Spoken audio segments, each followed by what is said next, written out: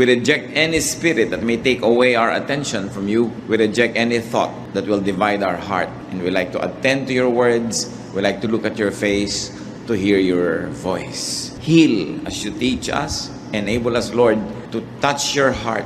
And may you touch our hearts as well, so that we may be changed. Lead us, teach us. In the name of Jesus, your Son, our Lord, we pray. 1 Corinthians 6:19 says, your body is a temple of the Holy Spirit. Napakarami, malalim ang kahulugan ng ating katawan, ng ating puso. Yung ating pagiging tao ay tirahan ng Espiritu ng Diyos. At bili naman sa Ephesians 4:30, do not grieve the Holy Spirit of God. So nakatira sa puso ng tao ang Espiritu ng Diyos, at kabilin-bilinan, huwag palungkutin, huwag pagluksain, huwag bibigyan at tatanggalan ng sigla ang Espiritu na nasa atin. First of all, be clean. It's very important to be clean. Lalo tayo mga Pilipino, mahilig talaga tayo sa hygienic practices. Kahit ano pa ang kalagayan mo, pag hindi ka nagsipilyo, parang you don't feel happy. So, ang mga empleyado, makikita mo after lunch break, kanya-kanyang sipilyohan sa mga lababo, sa mga banyo, kung saan-saan.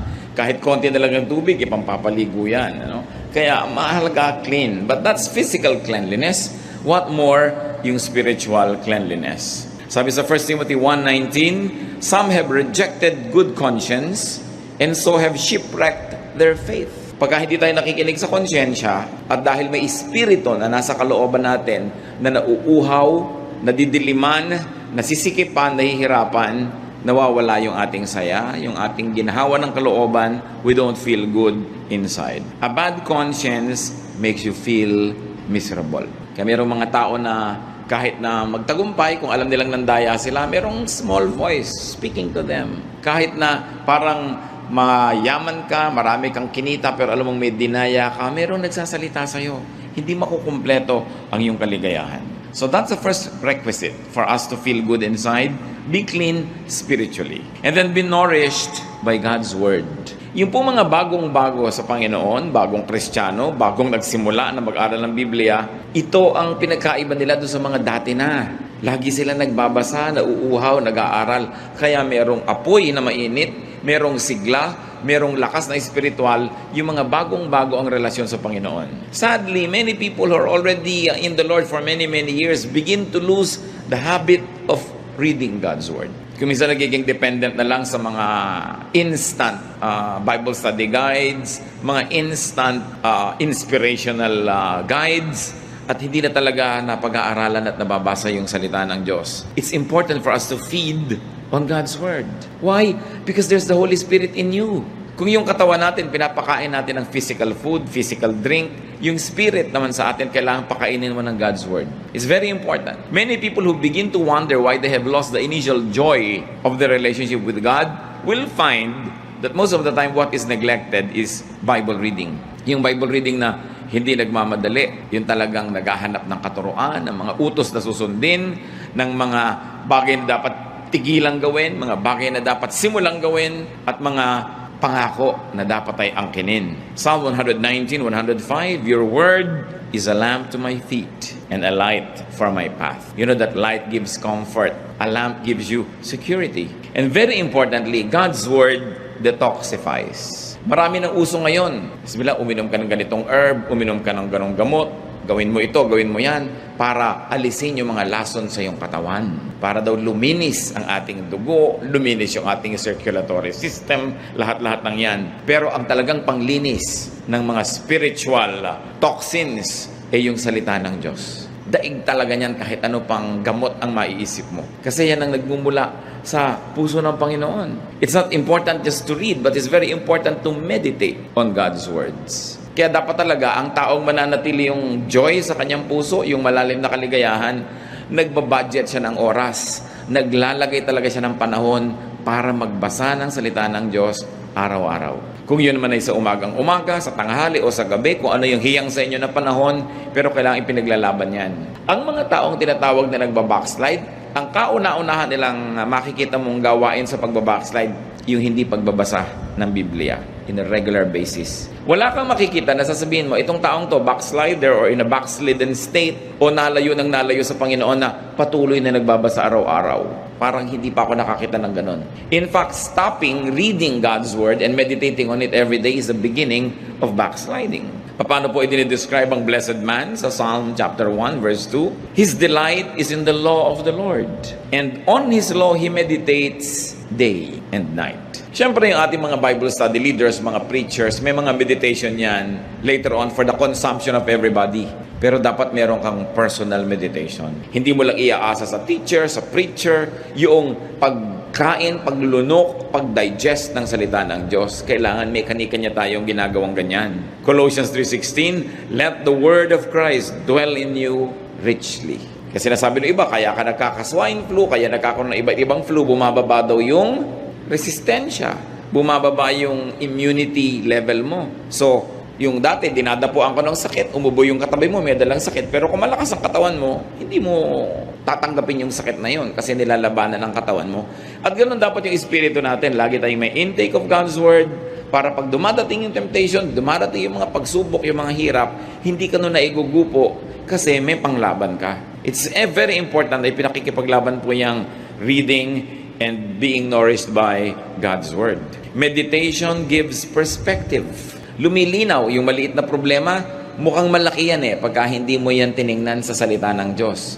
Pero pagka naging malinaw sa yung salita ng Diyos, yung mukhang malaking problema, lumiliit. Meditation gives balance. Meditation gives a sense of well-being. Kaya kahit ngayon sa mga spa, sa mga health club, yung binibigyan nila ng may meditation room pa, mayroong mga time for kung ano-anong relaxation and meditation because they have realized the therapeutic value of meditation. Ngayon, kung ginagamit mo yung Word of God, not just as therapy, kundi talagang cure, food, medicine, lalong-lalo na. Another way, of course, to feel good inside. At ito naman, alam nating lahat, pero dapat na-review kasi madalas na-neglect. Pray. Be prayerful.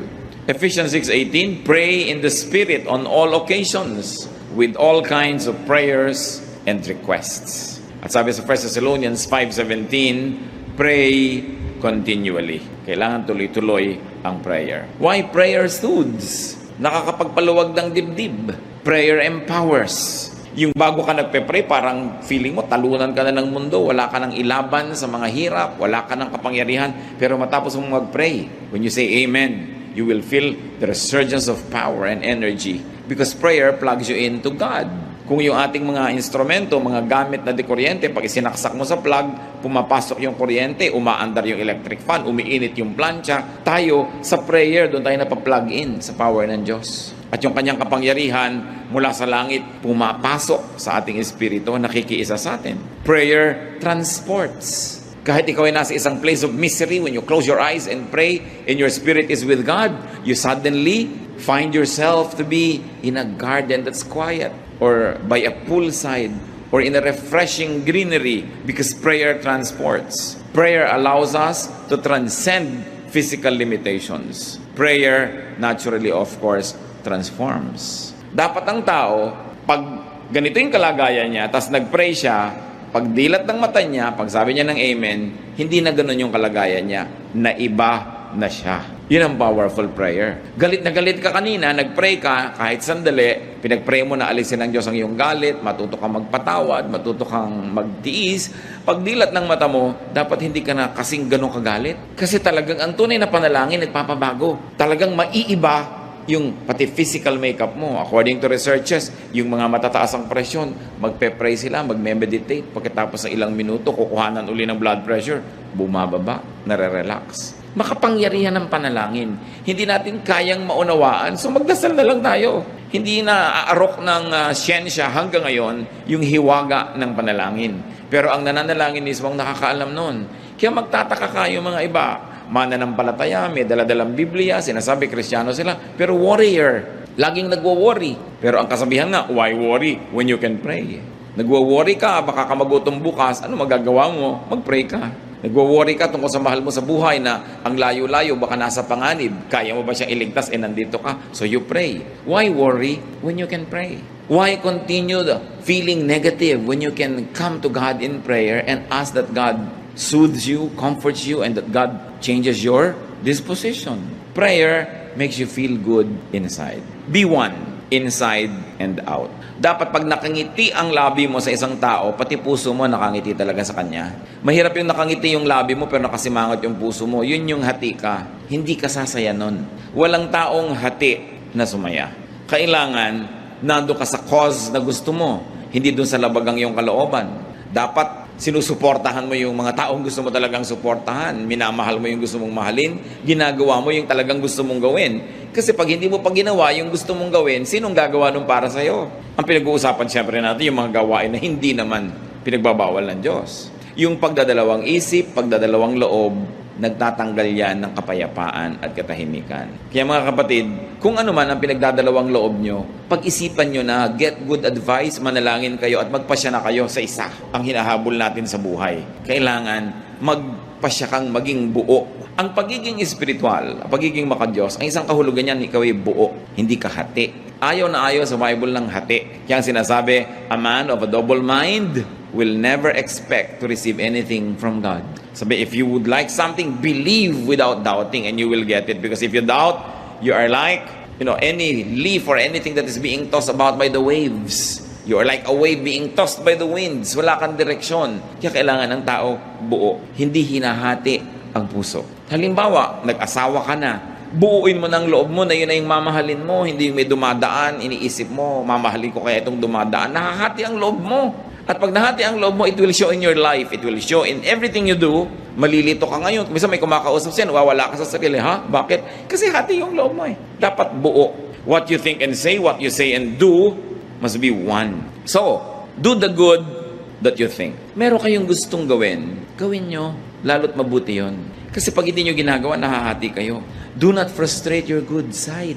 Halimbawa, may nakaaway kayo. Gusto nyo na mag-sorry. Mabuting mag-sorry, magkasundo kayo. Gawin nyo. Hindi yung pinipigil kayo ng pride. Nahahati kayo. There's a part of you na gusto nyo gawin yung tama. Merong humihila sa inyo na wag mo gawin yung tama kasi yung pride mo, paano naman, wag mo mukha kakawawa, etc.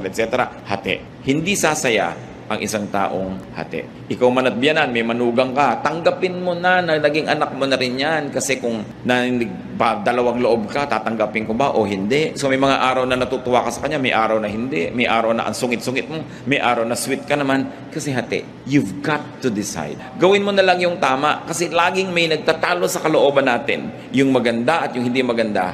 Kailangan pa ba naman nating ipaliwanag na yung maganda ang siya nating gawin? Sabi ng Panginoon sa Matthew 12:25, Jesus said, every kingdom divided against itself will be ruined, and every city or household divided against itself will not stand. Kung ang isang kaharian na hati ay matutumba, kung ang isang bahay na hati ay guguho, ano ang mangyayari sa isang puso na hati? Kaya dapat hindi hinahati ang puso. Huwag na nating lilituhin ang ating mga sarili. At kabaligtaran ng do the good that you want to do, bakit natin pinag-uusapan to? Marami pong tao, alam nila yung magandang gawin, gusto nilang gawin, pero may pumipigil sa kanila. Mga tatay, gusto nila halimbawa akbayan yung anak nilang lalaki na maging tender and nice sila sa anak nila, pero hindi, this is not the macho thing to do. So, pinipigil yung paggawa ng mabuti. Why? It's good. Hindi mo naman laging pwedeng yakapin yung anak mo, hindi naman laging available. So, why not do it? Marami din mga anak gusto mag-express ng pagmamahal nila sa parents nila, hindi ma-express. Pero sa kaibigan, ang dali-dali mag-express. Pero yun lamang, yayakap ka sa magulang mo, magkikis ka, hirap na hirap ka rin. Bakit? Maganda naman yun. Huwag hatiin. And do not do the bad that you do not want to do. Alam naman natin yung masama, alam natin ayaw natin gawin, pero madalas nagagawa. Romans 7:19, for what I do is not the good I want to do. No, the evil I do not want to do, this I keep on doing. Sabi ni Paul. Ako na nga, sabi ito yung gusto kong gawin na mabuti, hindi ko nagagawa. At yung ayaw kong gawin na masama, yun na lang ang madalas na nagagawa ko. Hati. Dapat hindi ganon. Walang taong sasaya paghati siya. Meron pa pong isang nagpapasaya ng kalooban. Again, premise on the fact that the Holy Spirit of God resides in us, that we were created in God's image. You want to be happy inside, you want to feel good inside, be noble. Nourish your nobility, your greatness. Nourish your God-likeness. Genesis 1:27, so God created man in His own image. Ang ating wangis, wangis ng Diyos. Ang espiritu natin, espiritu ng Diyos na ibinigay sa atin. Ginawa tayo upang maging mahalaga, mataas ang uri. Psalm 139 verse 14, I praise you because I am fearfully and wonderfully made. Romans 8:29, for those God foreknew, He also predestined to be conformed to the likeness of His Son. Tayo, kamukha ng Diyos, nilikha, ginawang tao, naligaw, na iba yung itsura, pero ang goal ngayon, bumalik na maging kamukha uli ng Diyos through the Lord Jesus Christ. So ano ang purpose ng buhay? Maging kamukha uli ng Diyos. Maging kapareho ng Diyos ang isip, ang puso, ang gawain. At ang tao, pinakamasaya, pagka yung kanyang wangis, yung gawa niya, yung sitwasyon niya sa buhay, malapit sa wangis ng Diyos. Kasi yun ang likas, yun ang totoo, yun ang natural sa atin. Parang mga baboy, ano ay kinakatuwa niyan? Maglublob sa putik. Kalabaw, ano ay kinakatuwa? Maglublob sa tubig at sa putik. Kasi yun ang nature nila eh. Baboy sila, kalabaw sila. Diba? Ano ang ikinaliligaya ng ibon? Lumipad. Kaya ibon man may layang lumipad. Kulungin mo at umiiyak. Kasi nature niya yun na lumipad. Anong nature ng tao? Maging kamukha ng Diyos. Kasi nilikha tayo na kamukha ng Diyos at nung tayo'y nadapa at naligaw, kaya si Jesus ay namatay para sa atin tayo tubusin para makabalik tayo dun sa daan, pagbalik dun sa pagiging kamukha muli ng Diyos. So what is the goal of life? Christ-likeness. At kung gusto mo to feel good inside, be Christ-like, be God-like, be noble, maging kagalang-galang. Kaya di ba pagka ikaw ay dumarating at binibati ka ng maganda, you feel good, ginagalang ka. Pero pag binabastos ka, you feel bad. Why? Kasi hindi natin nature na bastusin. We were created in God's image. Kaya pag binibigyan ka ng halaga, inaalok, kasi tayo ay mahalaga. Sino ngayon ang taong lulungkot? Yung hindi niya pinahahalagahan ng sarili. Yung pinapayagan niya na maging siya ay basahan dyan, binabastos-bastos, binabaliwala. Walang taong sumasaya na ganun kasi hindi na ating likas. What then should we do? No? How do we become noble and nobler and nobler? By making the right choices. May mga gusto tayong gawin na mataas, maganda, gawin natin. Meron tayong gustong sabihin na noble, gusto mong pumuri sa tao, gawin mo. Because it's the noble thing to do. Luke 12:12, the Holy Spirit will teach you what you should say. Ganun nakatanim sa atin yung Espiritu na pati sasabihin mo pa nga, maituturo ng Espiritu yung gagawin mo, yung desisyon mo. Kung maganda ang relasyon mo sa Diyos. So, how do we become noble? Do good. We are most noble when we do good.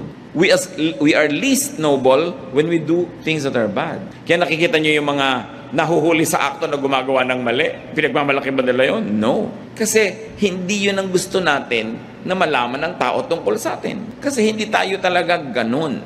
Dapat maging mabuti at maging mabait. Because that is what is noble. Yung mabuti, inclination yon. This is the nature of the heart, mabuti. Yung mabait is kabutihan in action, nagiging kabaitan. So mabait ka, mabuti ka. Mayroong mga taong mabuti pero hindi mabait. Mabuti sila, hindi sila gumagawa ng masama. May intensyon silang gumawa ng mabuti pero wala namang aksyon. Kailangan may aksyon. Yun ang kabaitan. How do you feel noble? Kailan tayo nakakaramdam mga kapatid na ang taas-taas ng pagkatao mo? When you give more than you get, you feel noble. Yung nagbibigay ka, taos puso, you feel noble kaysa ikaw yung binibigyan. Di ba? Hindi masarap yung feeling na ikaw yung binibigyan. Pag masarap ang feeling mo nun, something's wrong. Pero usually, mas masarap yung nagbibigay ka. Kesa yung namamalimos ka. Kesa ikaw itong kinakahabagan. Mas masarap yung ikaw yung nahahabag. Because to give is noble. Do not get, then just forget. Kasi halimbawa, dumating yung point, ikaw ang tumatanggap, ikaw ang binibigyan. How will you become noble now? Ikaw yung naging recipient, nagbabayad ka ng utang na loob. Nagsusukli ka, gumagawa ka ng mabuti. Kaya pag may gumawa sa atin ng mabuti, pagkatapos na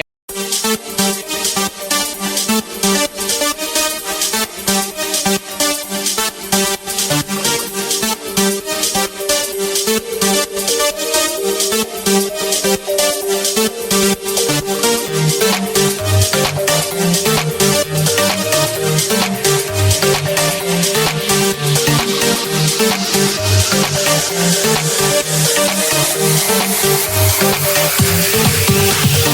back.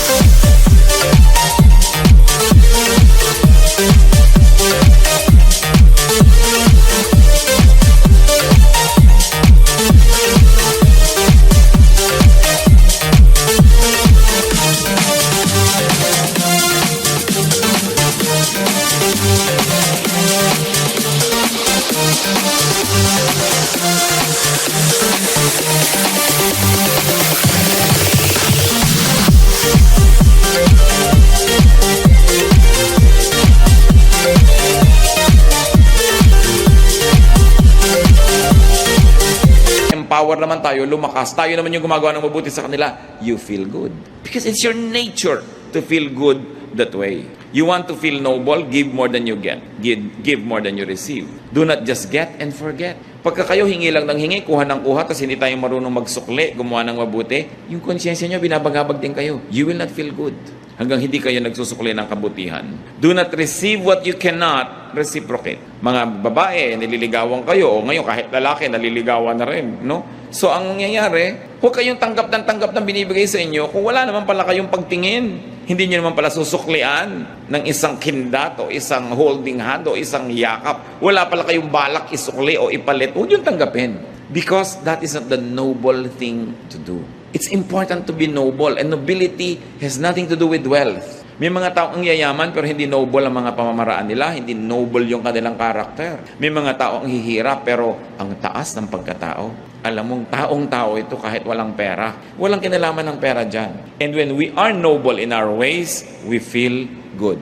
Another way to feel good inside, be classy. Dapat class act. Hindi ko sinabing maging mahal ang damit mo, maging expensive yung taste mo, pero may class ka. What do you mean? Do not say, do not think what makes you appear or feel cheap. Meron na ba kayong nagawa na sabi na pagkatapos na nagsisisi kayo dahil mukha kayong mumurahin? Huwag niyong gagawin yun. Halimbawa, gusto mo yung isang tao pero ayaw sa'yo, huwag mong ipagdutdutan ang sarili mo kasi magiging cheap ka. Yung dadaan siya doon, nandun ka nakakalat. Yung pupunta sa showroom na yun, nandun ka. Yung parang wala ka nang ginawa kundi planuhin siya abangan. It's cheap. Do not appear and do not feel cheap. Lalo ikaw babae, hindi ka naman pinapansin. Ikaw pa tong laging nakakalat dyan. You know, it's cheap. It will not make you feel good. Magkakaroon ka lang ng immediate pleasure dahil napagbigyan mo yung hilig mo. Pero pag nananahimik ka na at nag-iisa, ang feeling mo, bumaba ang pagkatao mo. You want to be happy inside? Be classy. Beware of addictive things and addictive habits. Lahat ng bagay na nakaka-addict, nakakapagpa-cheap. Nakita niyo mga ibang tao na antitino, ang gaganda ng behavior. Nung naging drug dependent, pati sariling nanay, ninanakawan, sariling anak, ninanakawan, kasi naging addict. Addicts compromise and degrade themselves just to get a fix. Kaya maraming antitinong babae nung naging drug dependent, pati katawan ay pinagbibili sa murang halaga, makakuha lang ng kailangan niyang gamot. Addiction cheapens people. Kahit anong addiction yon. Addict ka halimbawa sa sugal. Addict ka halimbawa sa isang uri ng pagkain. All kinds of addictions. Kaya ang isang message ni Lord Jesus Christ is freedom. Sabi, moderate yourself, moderate your lifestyle that you do not become dependent on anything or anyone. Sabi ni Paul, we have learned to be content in whatever situation. Sa init at lamig, sa gutom at busog, sa meron at wala. Sabi ganon, natututo kami maging kontento. Because anything that you will desire can become your master. And to have a master, no matter what, basta hindi ang Panginoon yon, can cheapen anybody. So do not degrade yourself. Isang payo sa mga umiibig, kung talagang ayaw sa inyo, wala kayong magagawa para kayo magustuhan. Habang nandiyan kayo at nagpipilit, lalo lang kayong nakakaayawan. At lalo lamang bababa ang pagtingin sa inyo, lalong lumalayo yung pag-asa niyong magustuhan kayo. Subukan yung talikuran at iwan, baka sakali pa. Pero hahabol-habol ka, wala kang pag-asa. Pamisa-misa baka pagtyagaan ka, lalo't wala namang ibang tao, pero gusto mo yung pinagtsatsagaan ka lang o pinagbibigyan. So kung ayaw, di wag. If you don't like me, we both lose. Dapat ganun ang policy mo. Do not allow others to degrade you. Save yourself from degrading situations. Katulad nung kwento sa Luke 15:13-18, yung prodigal son. Anong ginawa niya? Hiningi niya yung mana niya, nilustay niya, pagkatapos naghihirap siya sa isang foreign land. Naging trabaho na lang siya doon, taga-alaga ng baboy. Hindi naman siya pinapakain. Kinakaingitan pa niya yung baboy dahil kumakain sa oras, siya hindi. So, nagising siya sa katotohanan. Sabi niya, hindi ito dapat. So, ganun, uuwi ako sa tatay ko, hihingi ako ng tawad, at mamamasukan na lang ako sa kanyang katulong. Kasi ang mga katulong ng tatay ko are better fed than I am. So, ganun, tatanggapin ko yung aking pagkakamali, hihingi ako ng tawad, but I will stop the situation from degrading me. Kung meron sa atin ngayon mga kapatid, nasa isang situation kayo that's very degrading, get out of it. Halimbawa, hindi naman kayo ang asawang tunay. Sa mga 3 times a year lang kayong sinisipot. No? Sa ilalim pa ng silong ng Fort Santiago. Nakaka-degrade yun sa inyo. Bakit hindi niya kayo mabigyan ng panahon niya? Bakit iaabang niyo yung buong sarili niyo sa kanya? Yung you degrade yourself. Yung you deserve a better treatment. You have only one life to live on this earth. There's eternal life, yes, but here only one. So bakit mo papayagan na nadadaya ka? Yung hahabol-habol ka sa hindi naman pwedeng managot sa'yo. Kinocommit mo yung sarili mo sa hindi naman nagko-commit sa'yo. That's not the way to deal with yourself. You know why not? Because you are fearfully and wonderfully made. You are the temple of the Holy Spirit. God's Spirit dwells in you. So wag nating kalad ka rin sa pagiging mumurahin. Kailangan pinapahalagahan natin ang ating sarili. Nandun na tayo, paminsan-minsan nagkakalimot tayo, nagkakamali, nabubulag ng damdamin, pero dapat hindi nagtatagal. Alam mo, dapat yung ginagawa mo, walang kakauwian. Kung nakikipag-business partnership ka sa isang paraan na talagang yung pagkatao mo, yung paniniwala mo, prinsipyo mo, nilululun mo na dahil hindi mo talaga masikmura, get out of it. You are in a relationship that doesn't have any respect for your personhood and your dignity, get out of it. God has something better for you. Kung minsan nadadaya tayo na yun na lang ang pag-asa natin, akala ng iba, ito na lang magmamahal sa akin, wala nang iba, so hindi baling ginaganito na ako. Hindi yung totoo. Alam ng Diyos ang ating sitwasyon. At meron tayong katapat na mas bagay. Katapat na hanap buhay, katapat na trabaho, katapat na profesyon, katapat na kaibigan, kasama sa buhay, kasama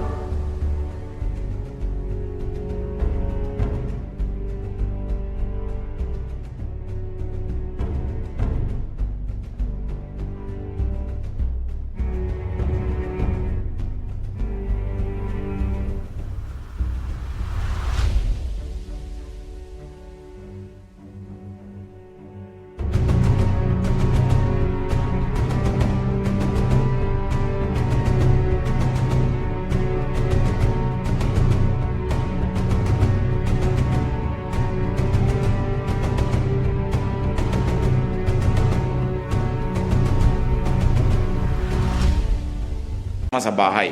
Don't settle for what is not very good for you. And those that do not settle for nothing but the best, usually get the best. Kailangan tinataasan din natin yung ating standard. Hindi dahil tayo mayabang, but let me be emphatic, because you were fearfully and wonderfully made. And not only that you were made great by God, that God breathed His life into you and into me, but Jesus gave His life for our redemption. Ganun ang halaga ng tao. Dapat marunong tayong magpahalaga sa sarili. Huwag niyong ipagsiksikan ang sarili niyo sa hindi nagpapahalaga sa inyo. It's unfair to the Spirit that lives in you, and it's unfair to yourself. How to feel good inside? Do not go for desires that compromise your dignity and inner worth. Kasama na dyan yung mga physical desires and emotion. As you can see, related lahat ang pinag-uusapan natin. Titus 2:12, the grace of God teaches us to say no to ungodliness and worldly passions, and to live self-controlled, upright, and godly lives in this present age. Ang tanong, what desires, what feelings make you cheap? Dapat natin identify yon. Kita nyo si Joseph. He was very young, very handsome. He became a worker in the household in Egypt. At yung misis doon sa bahay na yun, nagkagusto sa kanya. Lagi kasing wala si mister. So inaakit-akit niya si Joseph. Genesis 39:6-8. Now Joseph was well built and handsome. And after a while, his master's wife took notice of Joseph and said, "Come to bed with me." But he refused. Kita ninyo, si Mrs. Potiphar was refused by a slave boy. So why put yourself in a situation where you can be refused? So in a manner of speaking, because of her desire, she cheapened herself. But of course, Joseph being a man must have also the desire. But mas pinahalagahan niya yung dignity niya. Tsaka yung relasyon niya sa Diyos. Sabi niya, how can I do this and sin against God? So hindi niya pinatulan itong nang-aakit sa kanya. Sa Luke 4:3-8, ganyan din ang nangyari sa Panginoon. Inaakit ni Satanas na sumamba sa kanya. Bibigay ko to sa'yo, bibigay ko to sa'yo, bibigay ko to sa'yo. Sabi ni Lord, get behind me, leave me. God says that I should not. To paraphrase what happened. So, kung ikaw naalok ng isang bagay na gusto mo at hindi mo na isip-isip na sa paghahangad mo sa bagay na yon, bababa ang kalagayan mo, madadaya ka nga. Kaya nagsisimula tayo mga kapatid sa mataas na pagtingin sa sarili. Hindi pagyayabang, hindi pride, but to remember who you are. that you are God's child, that you were created in God's image, and Jesus died so that you could be like Him again. Pag naaalala natin yun, na may mataas tayong kalagayan, mataas na calling, then hindi ka papayag na ginaganong-ganong ka lang. Pag tayo inaapi-api, kinakawa-kawawa, binabaliwala, ang dapat mong gawin, remember who you are, that you are fearfully and wonderfully made. At sabi nga ng Ephesians 4:30, which we have already read, do not grieve the Holy Spirit. Pagka binababa natin ang ating pagkatao, we grieve the Holy Spirit. When we desire things to the point na susunod-sunod tayo, aabang-abang, we grieve the Holy Spirit. So feel good inside, and one of that is by changing the outside world. When you feel bad, baka naman may dahilan at pwede mong palitan in your outside world so that you will feel good. Maybe you should clean your environment, go out and take a walk, change the situation, and it might make you feel good inside. But yung mas permanente, hindi dependent sa mga bagay na nasa labas, feel good inside by being good inside. When you are good, you will feel good. Kahit hindi ka ma-appreciate, hindi ka mabayaran, hindi ka mapuri, pero mabuti ang iyong puso, gusto mong bigyan ng kaluguran ng Diyos, no matter what happens, you will feel good. Feel good inside by doing good. Napakalaki ng ligayang binibigay sa tao ng paggawa ng mabuti. Himalayan, hindi maipaliwanag, pero may nagawa kang mabuti, you will feel good. Feel good inside by nourishing your good side, not your bad side. Meron tayong good side, may bad side. But if you notice the good side, you will feel good. If you notice the bad side, you will feel bad. Kahit pa nga naging matagumpay yung bad side mo, but there's still this voice that will continue to make us feel bad. Mag-isip-isip tayo. Ama naming Diyos, nais naming ilapit sa inyo aming mga puso. Nagpapasalamat po kami sa bawat isa rito who feels good, who generally feels good.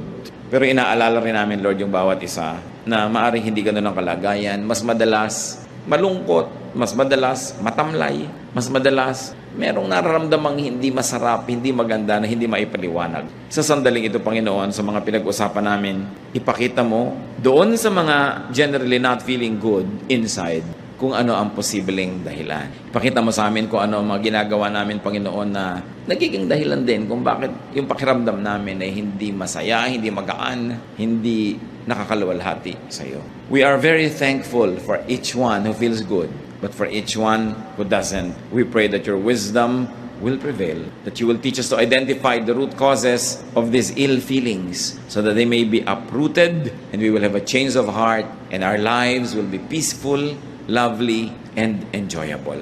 Magbulay-bulay tayo mga kapatid kung meron tayong mga ginagawa, iniisip, pamamaraan, lifestyle that contributes to not feeling good. At ipagpasalamat din natin sa Panginoon yung mga tama natin ginagawa. Sa mga 7 natin pinag-usapan, surely we will be able to identify things that make us feel good and the opposite that makes us feel bad. Madadaya tayo sa bawat panahon that we don't feel good inside. We will not always feel good outside. Kung minsan may sakit ang katawan natin, masakit ang ulo, masakit ang paa. But what is important is to feel good inside. Na yung espiritu natin payapa, tahimik, masaya, kaya nating harapin kahit anong hirap ng katawan o hirap sa paligid. Ama namin, kapatuloy po kayong humipo sa aming mga buhay at mga puso. And may you minister to us this message na maski Panginoon anuman ang pinagmumula ng aming kumisan, mga lungkot, mga katamlayan, ituro nyo sa amin kung paano ito lulutasin para ang buhay na ipinahihiram nyo sa amin, Panginoon, may be lived in joy, in happiness,